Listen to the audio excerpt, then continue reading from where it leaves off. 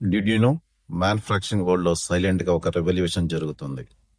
ఫ్యాక్టరీస్లో engineers laptop ముందు design చేస్తున్నారు.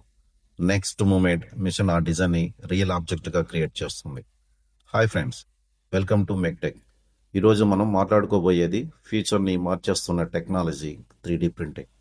అసలు 3D ప్రింటింగ్ అంటే ఏంటి? ఇమాజిన్, నువ్వు ల్యాప్టాప్లో ఒక స్మాల్ గేర్ డిజైన్ చేస్తున్నావు. అది జస్ట్ స్క్రీన్లో ఉంటుంది కదా, బట్ 3D ప్రింటర్ స్లోగా స్టార్ట్ అయ్యి మెటీరియల్ని ఒక లేయర్ మీద ఇంకొక లేయర్ వేస్తుంది, షేప్ని బిల్డ్ చేస్తుంది.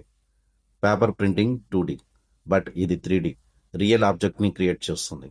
అందుకే దీనిని అడిటివ్ మ్యానుఫ్యాక్చరింగ్ అని అంటారు. 3D ప్రింటింగ్ జర్నీ మన ఐడియాతో స్టార్ట్ అయ్యి ఫైనల్ ప్రోడక్ట్తో ఎండ్ అవుతుంది.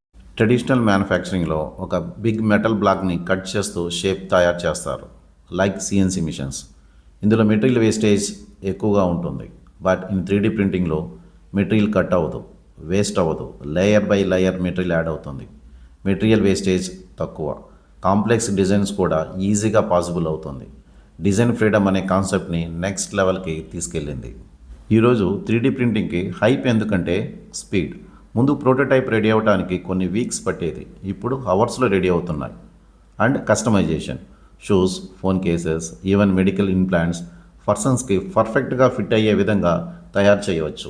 మాస్ ప్రొడక్షన్ నుంచి మాస్ కస్టమైజేషన్కి షిఫ్ట్ అవుతున్నాం. 3D ప్రింటింగ్లో జస్ట్ ప్లాస్టిక్ మెటీరియల్స్ మాత్రమే కాదు, మెటల్స్ అండ్ సిరామిక్ ప్రోడక్ట్స్ కూడా ఫ్యాబ్రికేట్ చేయవచ్చు. For example, FDM plastic 3D printers plastic objects print చేయడానికి వాడతారు.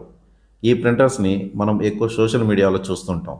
Resin based 3D printers, SLA technique, super smooth finish జ్యువెలరీలో యూస్ చేస్తారు. Metal 3D printing, SLS, DED technique, steel parts, nickel, titanium, ceramics మొదలైన products fabrication చేయడానికి use చేస్తారు.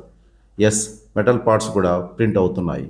Now imagine, future ఫ్యాక్టరీలో machines సైలెంట్గా design ఫైల్స్ని ప్రోడక్ట్గా మార్చేస్తున్నాయి. Aerospace, automobile, medical, construction and even bio printing, human organs print చేయటం మీద రీసెర్చ్ జరుగుతుంది.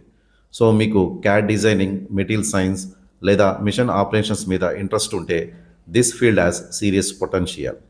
3D printing engineer, technicians, R&D specialist మొదలైన జాబ్స్కి డిమాండ్ స్లోగా పెరిగిపోతుంది. సో ఫ్రెండ్స్, 3D ప్రింటింగ్ అంటే జస్ట్ ఒక మిషన్ కాదు, మ్యానుఫ్యాక్చరింగ్లో ఒక సైలెంట్ రెవల్యూషన్ ఇది. ఫ్యూచర్ ఫ్యాక్టరీస్ ఎలా ఉంటాయో ఒకసారి ఇమాజిన్ చేయండి. మీ ఒపీనియన్ ఏంటి? ఇది ఫ్యూచరా లేక జస్ట్ ఒక ట్రెండా? కామెంట్లో చెప్పండి.